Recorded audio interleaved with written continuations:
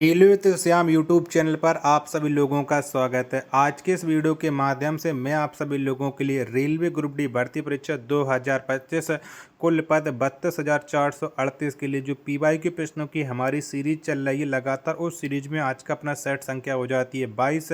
और आज जो मैं पेपर आपको कराने वाला हूँ वो पेपर हो जाता है 14/9/2022 की सेकेंड शिफ्ट का। तो आज के शिफ्ट को आपको शुरू से लेकर के फुल वॉच करते रहना। अगर आप रेलवे ग्रुप डी के सारे सेट एक साथ लगाना चाहते हो तो आज ही हमारे यूट्यूब चैनल को आप लोग सब्सक्राइब कर लीजिएगा, जहां पर मैं आपको टोटल जितने भी रेलवे ग्रुप डी के पेपर हुए हैं हर एक पेपर का आपको सोल्यूशन कराने वाला हूं। तो आज के इस वीडियो को आपको शुरू से लेकर के एंड तक फुल वॉच करते रहना। वीडियो पसंद आए तो वीडियो को आप लोग लाइक और चैनल को सब्सक्राइब करना ना भूलें। तो पहला प्रश्न आ जाता है आपके सामने कि स्वपोषी अपने भोजन का संग्रहण किसके रूप में करते हैं। तो बताओ किसके रूप में करते हैं। पहले प्रश्न का राइट आंसर आपको बताना है। तो स्वपोषी अपने भोजन का जो संग्रहण करते हैं ये स्टार्च के रूप में करते हैं। किसके रूप में? स्टार्च के। एक नंबर प्रश्न का राइट आंसर हो जाएगा ऑप्शन संख्या 4। और इसमें मैं आपको मैथ और रीजनिंग के प्रश्न स्किप कर दूंगा, बाकी के मैं सारे प्रश्न आपको करा दूंगा, क्योंकि इनके लिए मैं अलग से क्लास आपके लिए लेकर के आने वाला हूँ। तो उसे क्लास को अगर आपको करना है तो आप लोग हमारे साथ जुड़ जाइएगा। पांचवें नंबर का प्रश्न आ जाता है कि इनमें से कौन सा मूल कर्तव्य 2002 में संविधान के 86वें संशोधन के द्वारा जोड़ा गया है। तो कौन जोड़ा गया है 86वें संविधान संशोधन तहत, ये आपको बताना है। तो चलिएगा, पहले आप 5 के ऑप्शन देख लीजिएगा, इसके बाद आप लोग इसका राइट आंसर डिसाइड करो। 3 ऑप्शन आपने देख लीजिएगा, चौथा ऑप्शन आप लोग और देख लीजिएगा, जिसके बाद आपको इसका राइट आंसर पता चल जाएगा। तो 86वें संविधान संशोधन द्वारा जोड़ा गया था ऑप्शन संख्या 4 वाला। चौथा इसका करेक्ट आंसर हो जाएगा। चौथा क्या कहता है कि यदि माता पिता या संरक्षक हैं 6 वर्ष से 14 वर्ष तक की आयु वाले अपने यथास्थिति बालक या प्रतिपालक के लिए शिक्षा के अवसर प्रदान करें। ये इसका राइट आंसर हो जाएगा 5 का ऑप्शन संख्या 4। चलिएगा, अगला प्रश्न देखते हैं। अगला प्रश्न आया प्रश्न संख्या 7 है कि मार्च 2022 में भारत सरकार द्वारा शुरू किए गए कन्या शिक्षा प्रवेश उत्सव अभियान का उद्देश्य विद्यालयों में डॉट के बीच की आयु वाली लड़कियों के नामांकन और प्रतिधारण में वृद्धि करना है। तो बताओ कितने वर्ष तक की आयु के लिए करना है। 7 का राइट आंसर क्या हो जाएगा। 7 के चारों ऑप्शन आपकी स्क्रीन पर शो रहा है। तो ये 11 से 14 वर्ष तक का बच्चों के लिए हो जाएगा। पहला ऑप्शन है करेक्ट आंसर हो जाएगा। चलिएगा, अगला प्रश्न आ जाता है आपके सामने, ये तो मैथ का प्रश्न आ जाता है। चलिएगा, 9वें नंबर का प्रश्न आ जाता है कि यदि तार की लंबाई दोगुनी कर दी जाए और तार के अनुप्रस्थ काट के क्षेत्रफल आधा कर दिया जाए तो पदार्थ की प्रतिरोधकता पर क्या प्रभाव पड़ेगा। तो प्रतिरोधकता क्या हो जाएगी ये आपको बताना। 9 का राइट आंसर। 9 के चारों ऑप्शन आपकी स्क्रीन पर सो रहा है। तो प्रतिरोधकता होगी ये अपरिवर्तित रहेगी। 9 का ऑप्शन संख्या 4 है वो करेक्ट आंसर हो जाएगा। चलेगा, अगला प्रश्न आ जाता है प्रश्न संख्या 10 है कि इनमें से किस तत्व में 3 कोष या 2 संयोजी इलेक्ट्रॉन होते हैं। तो बताओ किस में होते हैं। 10 का राइट आंसर क्या हो जाएगा। तो मैग्नीशियम में 3 कोष और 2 संयोजी इलेक्ट्रॉन होते हैं। 10 का तीसरा ऑप्शन देने वालों का करेक्ट आंसर हो जाएगा। अगला प्रश्न आ जाता है प्रश्न संख्या 11 के अर्थशास्त्र में औसत उत्पाद बराबर डॉट भागित श्रम है। तो क्या हो जाएगा। 11 का राइट आंसर आपको बताना है। तो कुल उत्पाद हो जाएगा 11 का पहला ऑप्शन देने वालों का करेक्ट आंसर हो जाएगा। वीडियो पसंद आ रही होगी तो प्लीज़ वीडियो को लाइक और चैनल को आप लोग सब्सक्राइब करना ना भूलें। 12 नंबर का प्रश्न आ जाता है कि 31 जनवरी 2022 को किसी राष्ट्रीय इलेक्ट्रॉनिक्स और सूचना प्रौद्योगिकी संस्थान के महानिदेशक के रूप में नियुक्त किया गया। तो कौन बने थे। 12 नंबर प्रश्न का राइट आंसर क्या हो जाएगा। 12 के चारों ऑप्शन आपकी स्क्रीन पर सो रहे हैं। तो ये बने थे डॉक्टर मदन मोहन त्रिपाठी। 12 का दूसरा ऑप्शन देने वालों का करेक्ट आंसर हो जाएगा। चलेगा, अगला प्रश्न देखते हैं कि अगला प्रश्न कौन सा आता है। तो अगला प्रश्न आ जाता है प्रश्न संख्या 14 की निम्न में से कौन सी धातु सर्वाधिक अभिक्रियाशील है। तो बताओ इनमें से कौन सी धातु हो जाएगी। 14 का राइट आंसर क्या हो जाएगा। तो मैग्नीशियम सर्वाधिक अभिक्रियाशील धातु हो जाएगी। 14 का पहला ऑप्शन देने वालों का करेक्ट आंसर हो जाएगा। चलिएगा, अगला प्रश्न आ जाता है प्रश्न संख्या 15 है।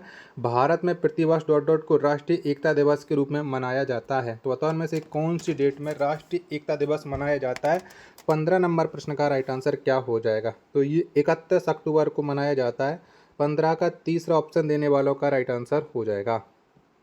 चलिएगा, अगला प्रश्न आज देखते हैं अगला प्रश्न कौन सा निकल करके आता है।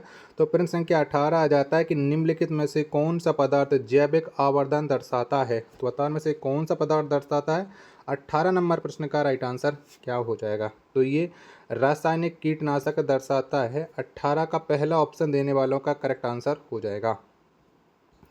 चलिएगा, अगला प्रश्न आ जाता है आपके सामने। प्रश्न संख्या 20 है कि जनवरी 2022 में आईआईटी खड़गपुर के शोधकर्ताओं ने संसाधन सीमित चिकित्सीय संस्थानों में डॉट डॉट का पता लगाने के लिए एक नया अत्यधिक सटीक पोर्टेबल साथ ही उपयोगकर्ता के अनुकूल सस्ता और नॉन इनोवेसिव उपकरण विकसित किया है। तो ये कौन सा उपकरण हो जाएगा, ये आपको बताना है। प्रश्न संख्या 20 का राइट आंसर क्या हो जाएगा? 20 के चारों ऑप्शन आपकी स्क्रीन पर सो रहे हैं। तो ये मुंह का कैंसर पहला ऑप्शन देने वालों का राइट आंसर हो जाएगा। चलिएगा, अगला प्रश्न देखते हैं कि अगला प्रश्न है।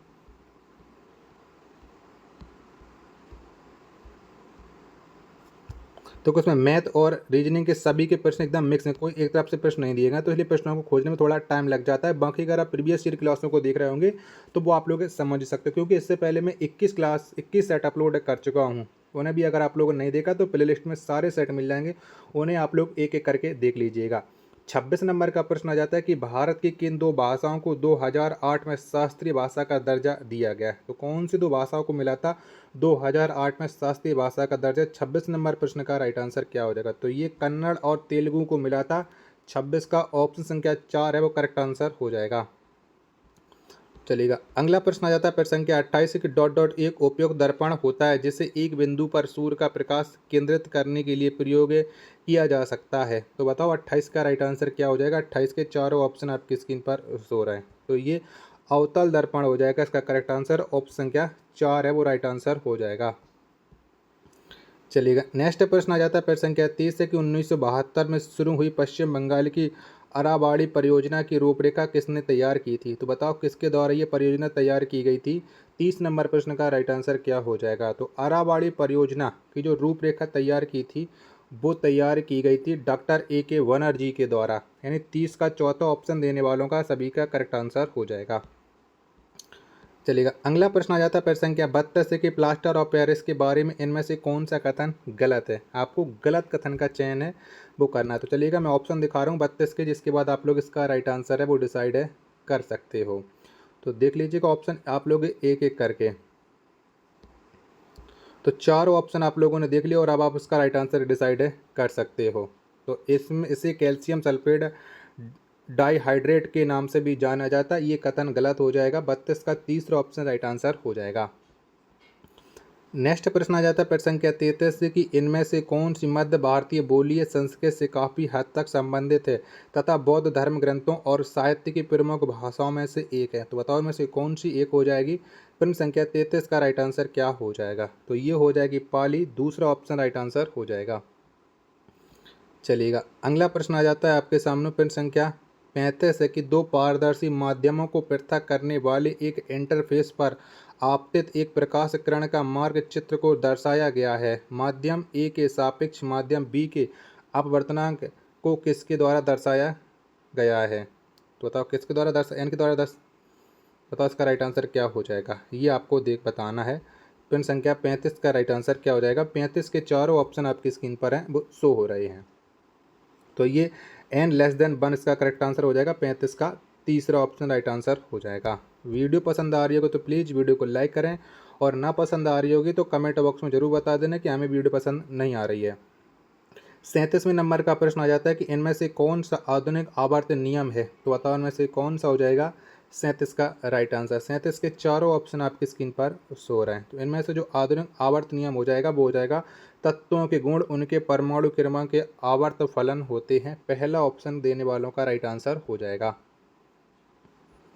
चलिएगा, अगला प्रश्न आ जाता है आपके सामने प्रश्न संख्या 41, और 41 नंबर का प्रश्न क्या कहता है कि विद्युत मोटर में डॉट डॉट के रूपांतरण होता है? तो बताओ किसका किस में परिवर्तन होता है विद्युत मोटर में? 41 का आंसर आपको बताना है। 41 के चारों ऑप्शन आपकी स्क्रीन पर शो रहे हैं। तो विद्युत ऊर्जा का यांत्रिक ऊर्जा में रूपांतरण होता है। 41 का तीसरा ऑप्शन देने वालों का राइट आंसर हो जाएगा। चलेगा, अगला प्रश्न आ जाता है प्रश्न संख्या 42 है कि यदि किसी दर्पण को 18 सेंटीमीटर फोकस दूरी वाले अवतल दर्पण के सामने 36 सेंटीमीटर की दूरी पर रखा जाता है तो उसका प्रतिबिंब डॉट डॉट बनेगा। तो इसका प्रतिबिंब कहाँ पर बनेगा? 42 का आंसर आपको बताना है। तो जब हम इसको सॉल्व करेंगे तो इसका प्रतिबिंब दर्पण के सामने 36 सेंटीमीटर पर बनेगा। 42 का पहला ऑप्शन देने वालों का करेक्ट आंसर हो जाएगा। चलिएगा, अगला प्रश्न आ जाता है आपके सामने। प्रश्न संख्या 43 देखते हैं। तो ये 43 तो अलग छोड़ते, रीजनिंग का प्रश्न है। चलिएगा, 47 नंबर का प्रश्न आ जाता है कि यदि किसी परिनालिका के फेरों की संख्या में वृद्धि होती है तो तो बताओ उसका क्या बढ़ता है क्या घटता है, ये आपको बताना है। 47 नंबर का प्रश्न का राइट आंसर हो जाएगा। तो उसका चुंबकीय क्षेत्र बढ़ता है। 47 का पहला ऑप्शन देने वालों का राइट आंसर हो जाएगा। चलिएगा, अगला प्रश्न आ जाता है प्रश्न संख्या 48 है आपके सामने कि पेंसिल को पानी में डुबोने पर क्या होता है। तो बताओ क्या होता है। 48 का आंसर आपको बताना है। तो पेंसिल को पानी में डुबोने पर पेंसिल मुड़ी हुई दिखाई देती है। 48 का पहला ऑप्शन देने वालों का राइट आंसर हो जाएगा। चलिएगा, 49 नंबर का प्रश्न आ जाता है कि एक विद्युत ट्रांसफार्मर किस सिद्धांत पर कार्य करता है। तो बताओ कौन सिद्धांत पर ये विद्युत ट्रांसफार्मर कार्य करता है। 49 का राइट आंसर क्या हो जाएगा। तो ये विद्युत चुंबकीय प्रेरण के सिद्धांत पर कार्य करता है। 49 का चौथा ऑप्शन देने वालों का राइट आंसर हो जाएगा। 50 नंबर का प्रश्न आ जाता है कि प्रथम पंचवर्षीय योजना के तहत कितने भारतीय प्रौद्योगिकी संस्थान शुरू किए गए थे। तो बताओ कितने शुरू किए गए थे। 50 नंबर प्रश्न का राइट आंसर क्या हो जाएगा। तो ये 5 प्रौद्योगिकी संस्थान शुरू किए गए थे। 50 का तीसरा ऑप्शन देने वालों का राइट आंसर हो जाएगा। चलिएगा, अगला प्रश्न आ जाता है प्रश्न संख्या 51 है कि अगस्त 2022 तक प्राप्त जानकारी के अनुसार भारतीय संविधान के किस अनुच्छेद में कहा गया है कि 14 वर्ष से कम आयु के किसी भी बच्चे को किसी भी कारखाने या खदान में काम करने के लिए नियोजित नहीं किया जाएगा या किसी अन्य खतरनाक रोजगार में संलग्न नहीं किया जाएगा। तो ये कौन से अनुच्छेद में कहा गया है। 51 नंबर प्रश्न का राइट आंसर आपको बताना है। तो ये कहा गया है अनुच्छेद 24 में, यानी 51 नंबर प्रश्न का तीसरा ऑप्शन देने वालों का राइट आंसर हो जाएगा। चलिएगा, अगला प्रश्न आ जाता है प्रश्न संख्या 52 है कि दी गई द्विविस्थापन अभिक्रिया में उत्पादों एक्स और वाई की पहचान कीजिएगा। तो इस अभिक्रिया से एक्स और वाई क्या बनेंगे।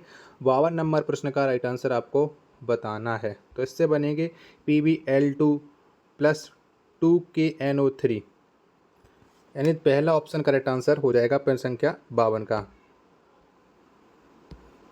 चलिएगा, अगला प्रश्न देखते हैं कि अगला प्रश्न है। चलिएगा, प्रश्न संख्या 54 आ जाता है कि एक मिश्र धातु एल्युमिनियम और निकेल को 3:4 के अनुपात में मिलाई गई जाती है, इससे बनने 36 किलोग्राम एल्युमिनियम। ये तो छोड़िएगा, ये नहीं है हमारा प्रश्न, ये मैथ का प्रश्न हो जाता है वो। चलिए, 56 नंबर का प्रश्न आ जाता है कि नीतू गंगांश ने कॉमनवेल्थ गेम्स 2022 में किस स्पर्धा में स्वर्ण पदक जीता। तो बताओ इनमें कौन सी स्पर्धा में नीतू गंगांश ने स्वर्ण पदक जीता था। 56 नंबर प्रश्न का राइट आंसर क्या हो जाएगा। तो इन्होंने मुक्केबाजी में जीता था। 56 का पहला ऑप्शन देने वालों का राइट आंसर हो जाएगा। चलिएगा, अगला प्रश्न आ जाता है प्रश्न संख्या 58 है कि भारतीय उष्णकटिबंधीय मौसम विज्ञान संस्थान इनमें से किस शहर में स्थित है। तो बताओ ये कहाँ पर स्थित हो जाती है। तो ये स्थित हो जाती है पुणे महाराष्ट्र में। 58 का पहला ऑप्शन देने वालों का करेक्ट आंसर हो जाएगा।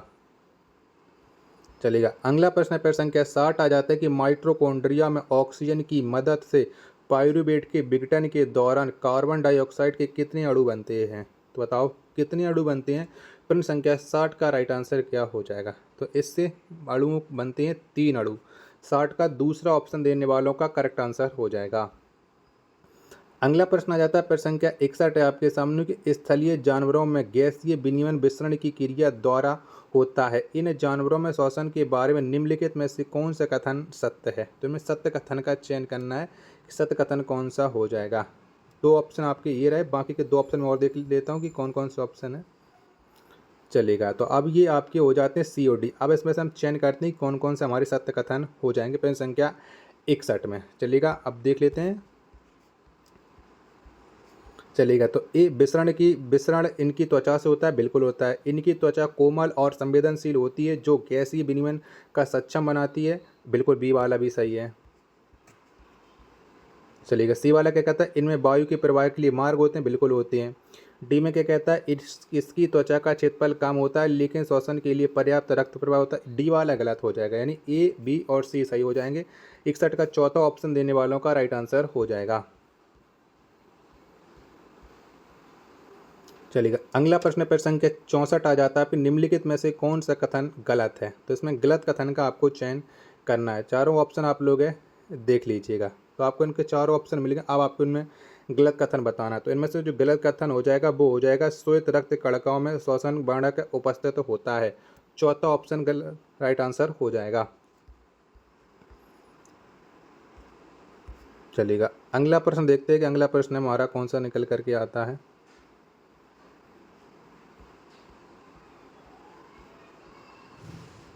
वीडियो पसंद आ रही होगी तो प्लीज़ वीडियो को लाइक और चैनल को सब्सक्राइब करना बिल्कुल ना भूलें। 69 नंबर का प्रश्न है कि ऐड से कौन सी प्रणाली सबसे अधिक प्रभावित होती है। तो बताओ कौन सी प्रणाली प्रभावित होती है। 69 नंबर प्रश्न का राइट आंसर आपको बताना है। चारों ऑप्शन आपकी स्क्रीन पर सो रहे हैं। तो इसमें प्रतिरक्षा तंत्र सबसे ज़्यादा प्रभावित होता है। चौथा ऑप्शन 69 का करेक्ट आंसर हो जाएगा। चलिएगा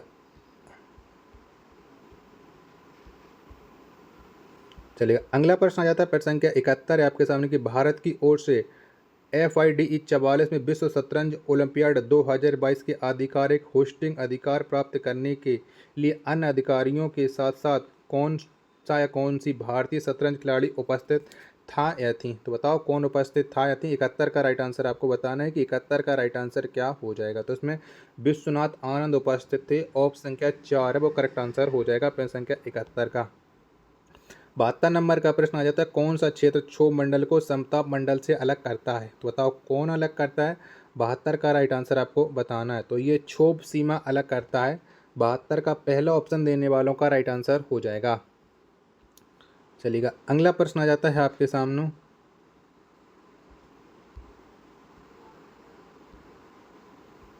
ये 78 नंबर का कि इनमें से कौन सा किसी फर्म के लिए स्थिर लागत का एक उदाहरण नहीं है। तो बताओ कौन नहीं है। 78 का राइट आंसर आपको बताना है। 78 के चारों ऑप्शन आपकी स्क्रीन पर सो रहे हैं। तो ये अनुरक्षण और मरम्मत नहीं हो जाती है। चौथा ऑप्शन देने वालों का करेक्ट आंसर हो जाएगा। 79 नंबर का प्रश्न आ जाता है कि यदि एक टोस्टर को 220 वोल्ट AC के बजाय 400 वोल्ट AC से जोड़ा जाए तो प्रति सेकंड उत्पन्न होने वाली ऊष्मा पहले उत्पन्न होने वाली ऊष्मा की डॉट डॉट होगी। तो ये कितनी गुनी होगी या कितना होगा। 79 नंबर प्रश्न का राइट आंसर आपको बताना है। तो ये 2 गुनी होगी। 79 का दूसरा ऑप्शन देने वालों का राइट आंसर हो जाएगा। चलेगा